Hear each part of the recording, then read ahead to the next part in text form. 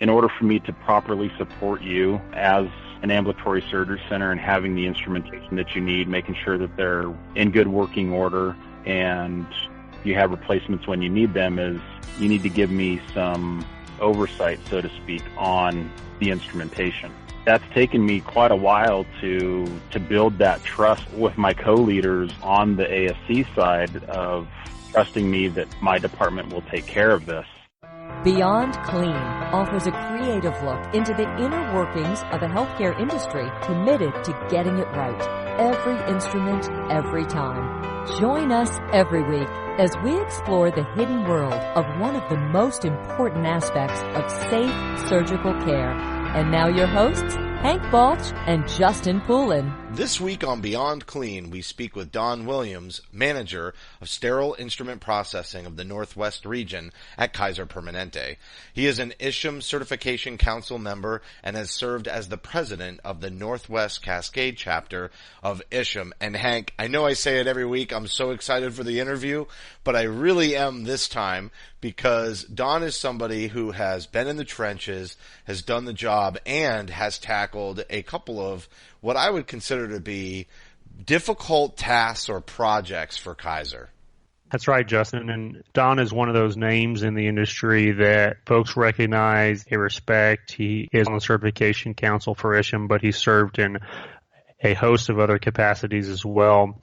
And, frankly, folks like to know what's going on over at Kaiser for sterile processing professionals in particular. We want to see the projects, hear about the success stories, and I think Don is going to share a lot of that with us today. Yeah, it definitely has a lot of experience and an interesting background. We'll get into that. Joining us now is Don Williams, manager of sterile instrument processing of the Northwest region at Kaiser Permanente. Don, welcome to the show. Thank you. Thank you for having me. Yeah, it's really our pleasure. And as we always do, we'd like to briefly introduce you, have you talk a little bit about your professional background, maybe start at the beginning of what drew you to sterile processing. It's actually kind of a funny story. My previous career was law enforcement. When I left law enforcement, I was trying to decide what I wanted to do with my life again, and not really sure what I wanted to do. Because being a police officer is kind of its own niche. You're either overqualified or underqualified for, other items in the real world situation. So based on my background with law enforcement and what I was doing, it seemed to be a natural progression for me to want to go into nursing. I actually had some friends just say, why don't you go be a nurse, man? You enjoy the blood and gore, so to speak. And I thought, well, that sounds all right. And I'm a public service type guy. That's what I want to do. I want to help people. So my wife, was working at our local hospital system, and, she's like, hey, we've got a position open in central service. And I was like, what the heck is that? So she told me what it was, and I, did some research online, and I thought, well, that's a good foot in the door. I'll go to work doing this and then put myself through nursing school and hopefully get a job as a staff nurse or something like that within the hospital. So I applied, I got the job, and I was amazed at what goes on in a sterile processing department. Being a guy, I'm a gadget type of person. I love my gadgets. I love my tools. I remember my first night after shift and going home, and my wife asking me, how was it? I was like a little kid. I get to play with tools and stuff all day long. It's awesome. It was shocking to me, because I think most people really don't understand where, things come from as far as instruments or anything like that when they have a surgical procedure. They just, magically show up for the doctors to use. So I was extremely intrigued by it. So, needless to say, the manager at the time, had some health issues, and I was working my shifts, and she was kind of grooming me to take over the department, what I learned. And I'm green. I have no idea what I'm doing. 2 days after I started in the department, I put myself through the course, to become certified, just so I could have a better understanding of what I was doing. And I fell in love with it, absolutely fell in love with it. It was right along the lines of, one aspect of my job in law enforcement of being a deputy coroner / deputy medical examiner. That fell right into my wheelhouse, so I was really intrigued by it all. Needless to say, 8 months into the job, my boss left and she recommended I take over the department, and I got the job. So here I am, a new face in the department of only 8 months, taking over managing a sterile processing department. Yeah, for me, the type of person that I am, I throw myself into what I'm doing. So I really took it upon myself to learn as much as I possibly could about the industry and what we did, so that way I could be a better resource not only for my staff but for the departments that we serviced. It was quite eye-opening. So from that point, I haven't looked back. I've just continued to grow as an individual, as a tech.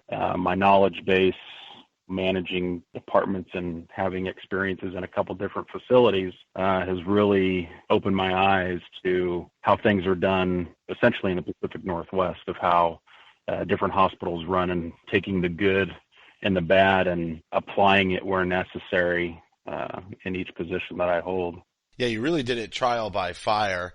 And both of my neighbors are in law enforcement, and we've always talked about this. My background is as a nurse, Don, and I always felt like it's almost like there's this weird thing, and it really translates between law enforcement and nursing, but there's that invincibility thing where you think, oh, because I'm in public service, and I think teachers have this too, where because I'm doing good things, I can't get hurt, or I can't get sick. I'm a nurse, so I can't get sick. But I don't know if you kind of have seen that in the two cultures too, but I've always thought that they overlapped a little bit.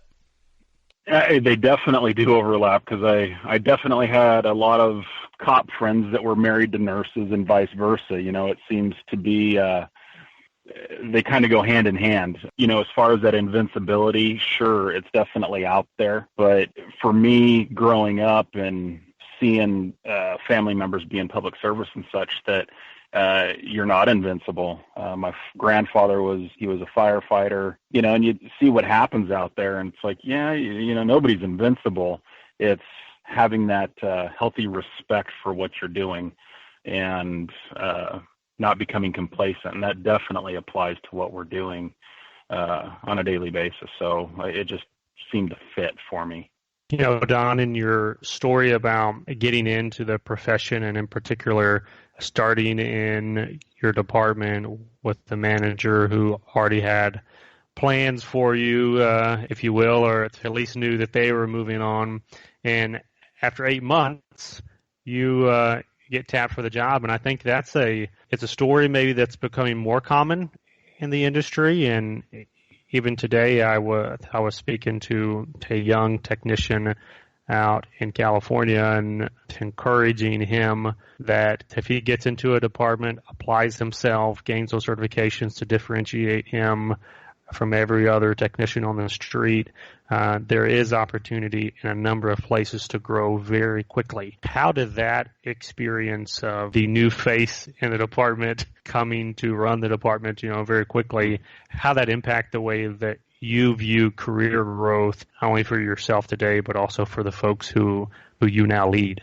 It's definitely a challenge, especially if you start out in that department and you get promoted rather quickly. There seems to be some resentment. Well, I know more than he does. I've been here for 20 years, and he or she doesn't have a clue as to what's going on. But as I started down this path of managing the department, it's not so much of knowing everything. And one thing I did expressly share with staff is that I'm not going to know everything, and I'm not going to pretend to know everything. If I know the answer, I'll give it to you. If I don't know the answer, I will find it and get it to you. And I think, building that healthy respect with staff, that you're not there to bamboozle them. If you're very transparent, the way you carry yourself, the way you treat your team, that comes back tenfold as far as your reputation with not only your staff, but the departments you care for. It's definitely something that is it's a great progression, and, obviously there's people that are made for this, so to speak, and those that aren't. But those that do have that drive, that fire to do the right thing and want to make it right, those are our future leaders in this industry. And you just want to nurture them and help them out and get them to that point to where they're successful in their career path and progression to be successful. I think you bringing up the challenge of resentment and just challenges in general for quick growth. I know there's a lot of folks out there who just think, I want to grow as fast as I can, but they don't necessarily consider, as you said, what's the downside to that, especially if it's the first department that you've worked in, or if you started at the ground floor. And I had a similar experience in the first department that I was promoted to manager in. I started there as a tech that had transferred in from a different hospital. And you're right, even if it's not outright resentment, it is a very lonely feeling. And I tell my leaders this all the time now, that once you come off the floor as a frontline technician and now you're the one in charge of corrective actions and leading staff meetings and holding folks accountable and encouraging as well. But once you're on the other side of that desk, there is a loneliness factor there that you just need to prepare for. And it's not insurmountable, but you just can't get away from it. I want to switch gears, though, real quick. We're talking about leadership in the department, but you've got a ton of experience with leadership, with ISHM in particular, at the chapter level. And I know we've got a lot of folks who listen to this who are sterile process professionals or also vendors who support these local chapters. And I was wondering if you could speak briefly just about what that experience was like as president of your local chapter, and maybe some pointers on how to do that job and how to lead a chapter well. Sure. When I first joined the chapter here for the Cascade chapter in Oregon, I just started going to the meetings, and within, again, it was a relatively short time of getting involved, I became the secretary of the chapter, just to have that more involvement and understand how things work and network with other professionals in the region on how they do things. As I progressed through the structure in the chapter, there's a lot of learning there, because not only do you have to, take care of duties within the chapter, setting up educational offerings and talking with vendors and, getting their support, because without the vendor support, our chapters really can't do much. So, and I don't think the vendors get enough thanks and praise with supporting our chapters. They're a vital component to our success as chapters. So definitely having that good rapport and relationship with your vendor partners within your region, and getting them involved as much as possible to, get some fresh education for the chapter. I think the leadership piece, as far as being the president, we need more blood, so to speak, new blood, new faces to join the chapters, to be on the board of directors, to take an officer's position. I don't know if it holds true, where you're at, Hank, but we get into this rut of it's always the same people that are on the board or serving as officers of a chapter, because nobody else really wants to take the time to be involved, or dedicate the extra time to, work on educational events, venues, and such. So I would definitely advocate for folks wanting to get involved with your local chapter. That's the best way to network and be better as a tech, as a manager, as a supervisor, because you realize that you're not the only one having these issues. Somebody from Southern Oregon has the same issue as somebody from the Portland metro area. We all share the same experiences, and what are the successes and failures that we have, and somebody has feedback that can actually help somebody else. I'm probably going off on a tangent here, but get involved. That's all I could really say is get involved and work your way up through, the structure of your chapter. Be the future leaders, because, as much as I love doing what I'm doing, I don't want to continue to be a chapter president or what have you for 10, 15 years. We want that new blood in to, keep it fresh. Yeah, the death of many chapters has been when they don't get new faces, and then the real committed group eventually just hits retirement and leaves. And I would say the other thing that is a real challenge to chapters is all this conglomeration has made it seem for many, I want to say that new blood, they feel like, well, my company is going to give me all that education, and the only reason I would go network would be for career growth and to find my next opportunity where I can climb the ladder at another facility. But I think what you just said is extremely important, Don, just that personal growth, and the real benefit in the networking is sharing different experiences. Like, what if a new vendor brings a new product into your facility? Well, obviously nobody's had experience with that.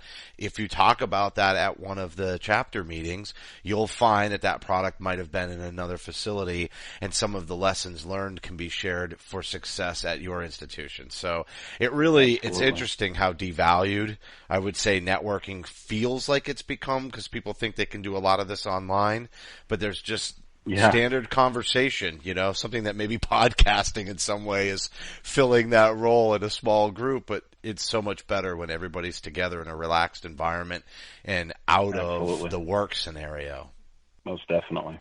All right, we're going to be right back with Don Williams, and we will talk about centralized processing, the implant project, and some challenges and successes as well.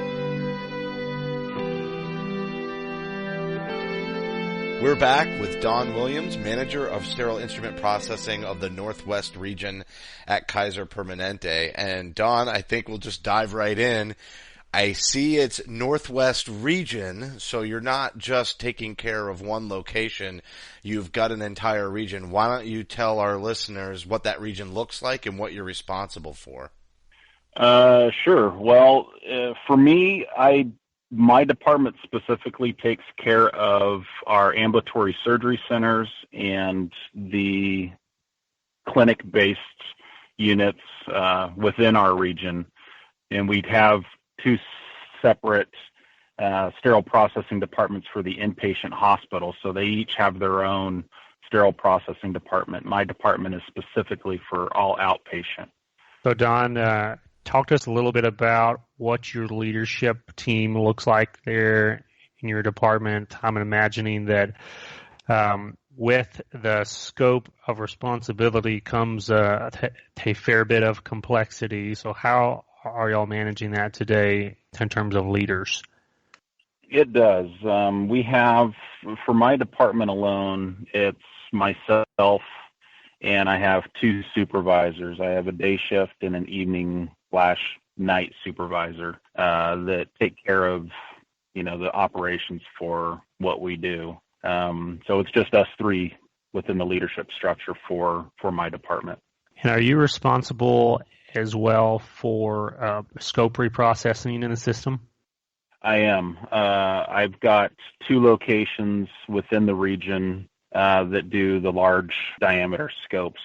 I have two of my surgery centers specifically that do the endo procedures. So I do have staff that do process scopes for them. And I'm assuming with all those clinics, I've run into this with a lot of the hospitals that I work with on a day in and day out basis, but when they're processing for clinics, the clinics don't necessarily have the same knowledge as maybe the OR does about best practices, using gels or foams, or, how do we make sure that we're doing the point of use cleaning. There's a huge educational task on your part, I'm certain, but even just the basics of making sure that the instruments that come in to be reprocessed and then go back, that communication alone can be difficult, and let alone 150 clinics. That communication alone can be difficult for people that are only managing, maybe 5 to 10 clinics, just because it's remote to where the reprocessing is happening. So maybe start there. How do you set a good foundation for communication between the clinics and your department? each clinic has a tracking form that they send in with their instrumentation when they get processed. So as this instrumentation comes through, that tracking form is noted. We verify the contents of what was sent. If there's any discrepancies, we noted it on our tracking forms. And then at that point, we've got these stainless steel coupons that we use, and they'll write down the specific clinic that it is, put it in with the instruments, and it goes through the washer. So that way everything stays together as it comes through, and at that point it's assembled, it's checked, and packaged for sterilization, sterilized, and then it gets outbounded. And most of this happens in I'd say a 12-hour time frame from the time it reaches our department to the time that it goes out for delivery back to the clinic. That's a pretty excellent turnaround time, to be honest with you. And that must have taken some work. Was it 12-hour turnaround when you first got there, or were there some process improvements you had to put in place? It's always been like this, as far as I know. As I, kind of dig back into the history of the department and how it started and how things began, the higher volume clinic are generally that next day turnaround. So it comes in at night and it goes out in the morning. And then we have other clinics that are designated as day shift clinics, which when it comes in, it gets processed by my day shift staff. And one thing that's pretty unique about my department is my day shift is only staffed with 3 people. Wow. The bulk of my staff is evenings and nights. And even then it's pretty slim. I've got 6 on evenings and 6 on night that are in my main department. So we get a lot of instruments through and a lot of instruments out with 15 people. Pretty remarkable to see how it works. I do have other staff. I actually have staff assigned to my surgery centers, and they do the gross decon there. They'll do the manual wash. I've got enclosed case carts, sealed case carts, and everything that we use. They do everything there. They scan it into decon. They do the assembly and everything, essentially, as they're doing their decon. It gets put into the case carts. It gets transported to the main department. At that point, it gets put through the washer and processed, and sent out. So your on-location techs are kind of doing the point-of-use cleaning, per se, because a lot of those clinics, it's like right next door to the procedure room, right? You don't have to have 2 levels. Yeah, well, for my surgery centers, yes. We've got a decontamination room in my 3 surgery centers. The clinics, on the other hand, no. They're just like any other office-based clinic that probably everybody else has as well, where we have the struggles with them doing point-of-use cleaning, using a hand wash sink to pre-wash their instruments before they get sent to my department. And a lot of that has been one of our process improvements in the last year that I've been in the department is, okay, you guys should be not doing any type of manual cleaning at all. And it's mostly infection control because they're using a hand wash sink and not a dedicated, soiled utility. So, we've instituted the, point of use cleaning, cleaning off their instruments at point of use, taking it to the soiled utility and spraying the instruments and putting them in their transpac totes for delivery back to our department for further processing. We want to get them away from handling those instruments as much as possible as far as cleaning is concerned, because they're in there in just their office scrubs, going to town with a pair of gloves and maybe a mask if you're lucky. For everybody's sake, we said, you guys can't be doing this. And they like it because it's like now they can focus more on patient care than having to deal with instruments. So it's a win-win for everybody. Yeah, that's a really smart process. I think about all the dental offices that are doing, similar practices to that. And, the regulation's pretty loose. We've had, actually in the area that I live in, we've had a couple of dentists that have spread Hep C just because they don't sterilize the instruments. It's, kind of a public health issue for sure. Yeah. It's actually happened in 2 cases in the last 2 or 3 years in my hometown alone. So it's pretty challenging, and I think a lot of it's educational. So let me ask you that one. what I like about your model is you put people out there to control that process as much as possible. But the educational piece, how do you tackle that? We're fortunate with as far as our leadership structure or consultants, coordinators that we have in place that are specifically dedicated to, really being the oversight for our clinics. When I started last year, in Kaiser, I started out as the regional scope coordinator, so it was my job to make sure that, everybody was doing what they're supposed to in processing flexible scopes. That was pretty short-lived. I was in the position 2 months before I got promoted to manager. So, I have a dedicated, now a high-level disinfection coordinator, and that's his job. Is he goes out and he does audits and he talks with the clinics and gives them that education, makes sure that they have competencies in place.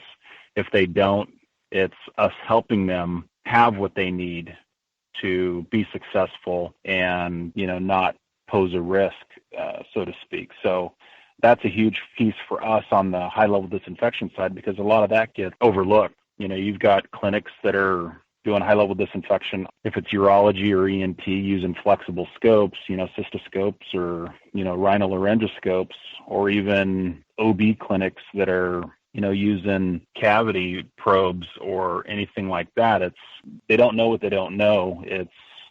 Susie was taught by Sally 10 years ago, and it's that tribal knowledge, on how it was passed down as far as doing their disinfection. So now we've got pretty strict and stringent policy and procedure in place that, is essentially enterprise-wide on how everybody should be doing it, which is great. Yeah, one of the big success stories coming out of your department is the centralization of these ASCs, and in particular the processing of them. I know there's a lot of leaders out there, even perioperative leaders who are listening to this show, saying, I've got the same issue. I've got ASCs out there who we need some fixes. And oftentimes one of the best fixes is to centralize that so that you have more oversight, that you have better control over exactly what is getting done, just like you were saying with the policies and procedures. Can you walk us through briefly how you rolled out that project, what made it successful for your team there at Kaiser? As far as the centralization of processing for the ASCs, that's been in place for years. The thing that for me, as far as the centralization, has been more along the lines of instrumentation, ordering, repairs, and just pure management of instrumentation. As a sterile processing manager, those of us out there that have been managers, we've got a budget that we've got to stick to. You know what you can and what you can't spend with regards to instrumentation.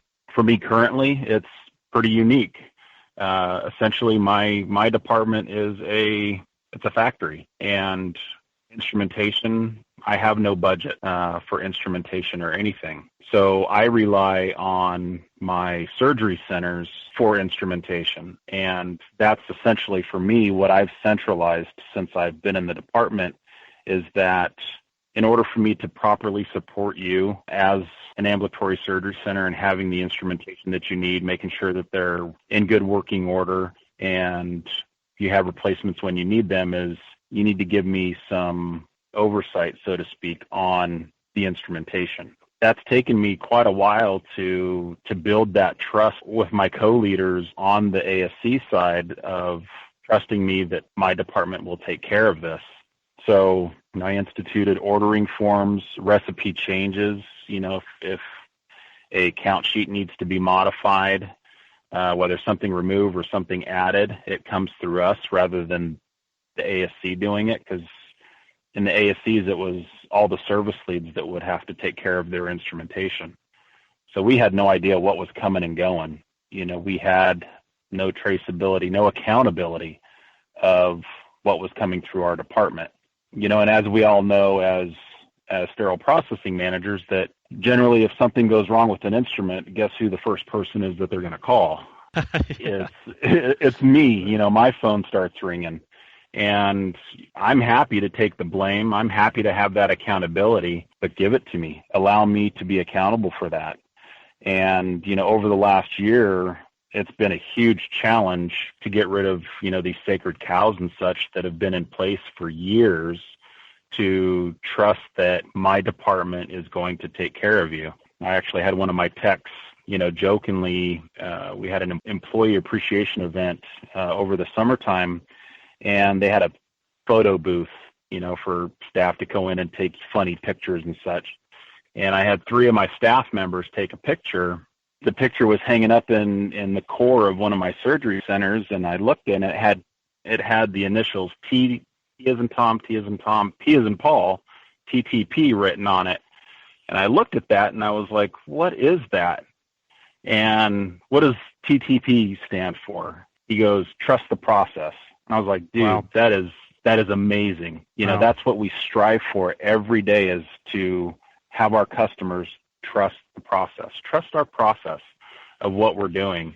And so, we're getting there. It's slowly but surely getting to a point where, we're seeing, some substantial workflow improvements, not only within my department and how things are going with instrumentation, also with implant management. Yeah. Probably is a good segue going right into implants. Yeah. I just wanted to say that story about trust the process, that is so huge. And it goes back to a lot of what we talk about on this podcast, the marrying of a culture of growth and accountability in sterile processing that cares, but then also you need processes that work. And it's not just that there's never a failure, it's that when there is a failure, there's a process even for those failures to go back and fix, so that your customers don't lose that trust and faith in what you're doing, and that you're going to be able to deliver. Real quick, I wanted to drill in on that clinic ordering conversation that you talked about, because I know that is any sterile processing department that processes someone else's instruments, that question comes up on, well, who pays for it if it's broken or if it's lost? And I know you said you have a particular budget, set up there where you don't have the budget, but you're asking for accountability. In building that trust with those clinic leaders, how did you go about overcoming that initial fear of, oh, but this is my money and it's my instrument, so I should be the decision maker, to we trust you to clean up those count sheets to make sure that we have the inventory that we need when we need it? What are some concrete ways that you did that early on? And the one thing with that, and again, I think we're pretty unique in how we operate. So if I am placing an order for something, replacement instruments, or say, a specific service line needs new instruments, to support a new procedure or what have you, it is coming directly from me, and it goes to, our materials person at that specific ASC to institute the order. And it actually goes, when I submit it, so I submit the requisition, and then it goes to that, ASC manager for approval. So they know what's being ordered. It's not like, I've got a blank check, so to speak, and can order whatever I want. They ultimately have to approve what's being asked for. So there's a lot of conversation there with regards to, things that are coming into play, new instruments, replacement instruments, of, why they're needed and what have you. So that way, when they receive that requisition in their inbox, they know that, okay, this is legit, and they're in the conversation, before it even gets to the point of them receiving it. They know it's coming. So there's that constant communication and collaboration back and forth between not only myself and the service leads who's requesting it, but also with our buyer, our materials coordinators, and, the ASC management. So everybody's in the loop.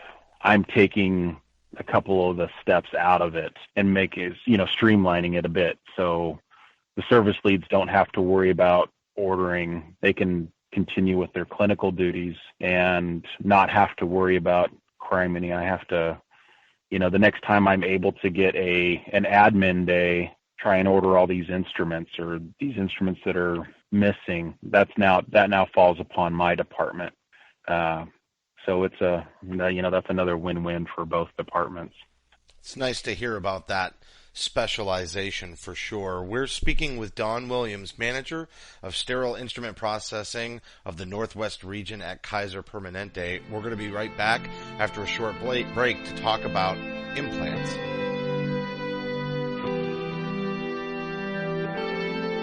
Okay, Don, let's jump right back into it and talk about your implant project, and specifically fixing the owned implant inventory. Maybe set the table for the listeners, and then Hank and I will dive into it with you into the details. Sure. So, when I came on board and took over the department, one of our surgery centers actually had their implants managed by my department. And going out, doing my walkthroughs and everything through the other two ASCs and looking, okay, you guys why isn't your implant inventory being managed by my department? No, we don't know. This is just the way we've always done it.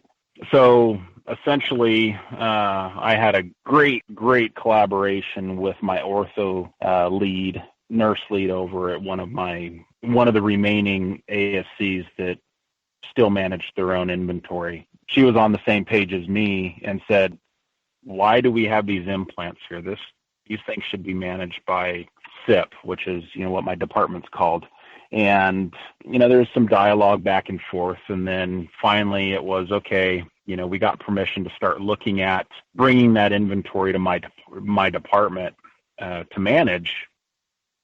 And this really started this project, and didn't think it was going to quite blow up the way it did, in a good way. With regards to going in, I went in one day, there wasn't a lot going on. The ortho lead had brought in every single implant that she could find, because they had implants stored on a shelf out in the hallway. They had implants stored in a cupboard in one space, stored in a cupboard in another space. Implants are that sacred cow. Don't mess with our implants, so to speak. So we started looking at, okay, let's take a look, and I actually did an inventory of their implants. And, they had 20, 30 of a certain screw or a plate, 40 drill bits, just random stuff. They didn't know what they had because it was all over the place. They had them in the, like the fishing tackle box insert, and they didn't manage it very well.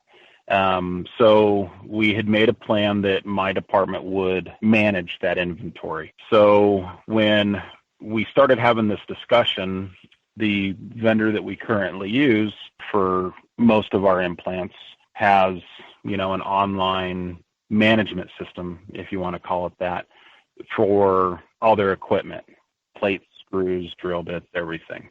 And so, I had asked, can I use this?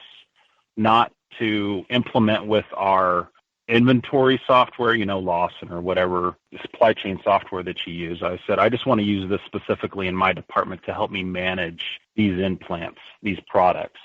And it took some convincing, but I finally got leadership to say, yes, go ahead, by all means, go ahead and do it. So I physically scanned every single thing that we had into that system. I then printed out the sheet, and the ortho lead and I sat down and we went through line item by line item of, here's what we currently have, how many should we have? And when we started this, we didn't know what we were going to have or how many. It was just, I think it would be okay to have, it seems logical to have 4 instead of 14. So we went through and we did that, and I took all that excess and scanned that as well as a return to the vendor. Right out the gate, I had just over $94,000 of excess implants that we felt were overstocked. So we sent that back to the company, and, because they were owned, we got credit. So they were able to buy a couple new set, for ortho service, which was great. So at that point, I went to our other ASC and said, here's what I'm doing here. I want to do the same thing for your site. And they were a little bit reluctant because they're a smaller ASC and they don't do quite as much. But management was all for it, and they said, go ahead. So I took that inventory in. And the issue that I had with all this inventory is we really didn't have any usage. We had no idea what was being used, what wasn't. Real that was going to be my world. question there, Don, about gathering usage, because I know you said you sat down with the ortho service leads and started looking at these inventory numbers, saying, well, we don't need 40, but let's go with 4. Right. How did you use or eventually come to use that kind of usage data to better plan those PAR levels? Yeah, absolutely. I actually reached out to the vendor and said, asked specifically for each one of my ASCs. I said, please send me the usage, all implant usage for the last 12 months. They sent me, an Excel file of the last year's usage of everything that we had used and the quantities of such that we had used. And having conversations with their software person that manages that platform, I was like, I got to have something that, is more true to what we're actually using, instead of guessing of how many we think we should have in our inventory, in our PAR. And, he says, well, actually there is, a formula for determining what your usage is and how often you should order. If you're ordering once a week, you say you used 120 screws over the last 12 months, you divide that by 12, gives you your monthly usage, and then you divide that by 4 to give you your weekly usage. And that's an average, of course. That's not, true blue science, but that is our baseline for what we do for all of our implants now. So when we started that out, it was great. I was going to tie that in to the first segment where we're talking about what does it take to lead an ISHM chapter well, or to grow that kind of networking. And you said something that is applicable again to your success on this implant project, which is collaborate with your vendor partners. If you want your education to be successful, they're out there, they're willing to help, they have resources available. Same thing here. If you got a company who is already selling you the product, and then wouldn't you know, they have some slick technology out there and reports that you don't have to reinvent the wheel, but you can use it and modify it for the particular projects that you're working on. I'm so glad you brought that up, because I think there are a lot of folks out there who are sitting in front of racks of little plastic baggies with barcodes on them, wondering, where do I even start? And as you mentioned at the beginning of this segment, this is a sacred cow filled with landmines. How do I do something that I can justify why I'm doing it to a surgeon or to a perioperative leader? So, yeah, that's huge, and I just really appreciate you bringing that up. Yeah, absolutely. And as I've gone through this process, we started out, once we got the data or the formula, it was like, okay, now I'm gonna wait 6 months, and then I'm going to go back through and reconcile usage again. And so that's what I've done is 6 months goes by, then I go back and I look at usage and I reconcile and say, okay, here's my fast movers, here's my slow movers. We don't use this tray anymore, or these implants. We can remove them.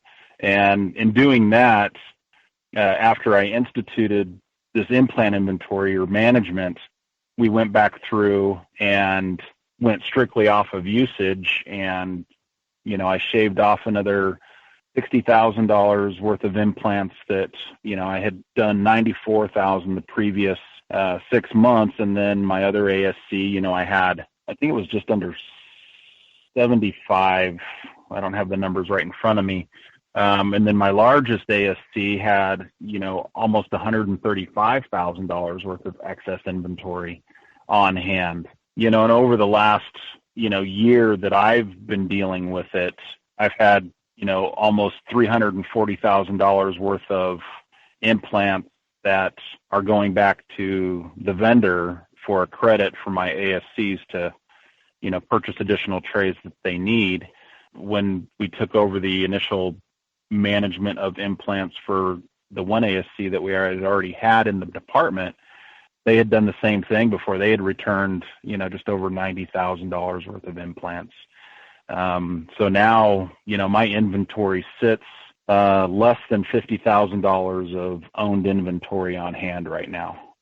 We order weekly, and, we keep our trays stocked, and, depending on the type of tray it is, some of these trays have enough screws and plates for multiple procedures. But, all in all, I have yet to have an issue with one of my ASCs not having the implants that they need available based on what we're doing with our implant management. Don, you've been a wonderful guest. I appreciate you also emphasizing usage. Boy, that's such a helper, because that data is how you can convince people. You need to illuminate it, and usage can be so important to that. I'll speak for Hank, and I'll say there was a lot of meat in this interview, a lot of success stories. I love talking to successful managers, but I love even more that we've had a very successful manager share some of those stories on our podcast today. And I want to commend you, because you did go after, I would say, two big, I guess they like to say frogs, eat your frog at the beginning of the day, tackle the big stuff. You definitely ate a couple of frogs, big ones that some managers who've been doing the job forever still struggle with today. So I think some of your insights is going to be very useful to the listeners. I hope so. I think, we've all had our trials and tribulations with our daily interactions with our customers, but, it's taken some time, but, finally starting to make some headway, which is really nice. And it's not all me, I have to give kudos to my staff, because, they're the real, heroes in all of this, as far as I'm concerned. I'm just facilitating it. So, thank you again for that. Yeah, and I could appreciate you commending the team that is involved in all the aspects of the day-to-day. That's important, and that recognition is meaningful. That was Don Williams, manager of sterile instrument processing of the Northwest region at Kaiser Permanente. And Hank, this one really did have a lot of meat. Like I said, there's just nothing like talking to somebody who's taken on some really difficult challenges that are industry-wide for many managers, and hearing how he did it, the success or the measures that he took to ensure success. And I love trust the process. I live in Pennsylvania, and just as a basketball thing, that was kind of the mantra of the former GM of the Philadelphia 76ers. And it sort of became the sporting NBA joke. But I can tell you, and you and I know this well, trusting the process is exactly what needs to happen for the whole system to work properly. Not only trusting the process, but one of the themes that came up again and again in this interview was the fact that there are resources out there that are outside the four walls of your facility, and they're not always trying to sell you something. Oftentimes they're there to help and to educate, and those resources, also known as vendors, can really rescue you and on some of these large projects when you're looking at a wall of implants, like I said, and you don't know where to start.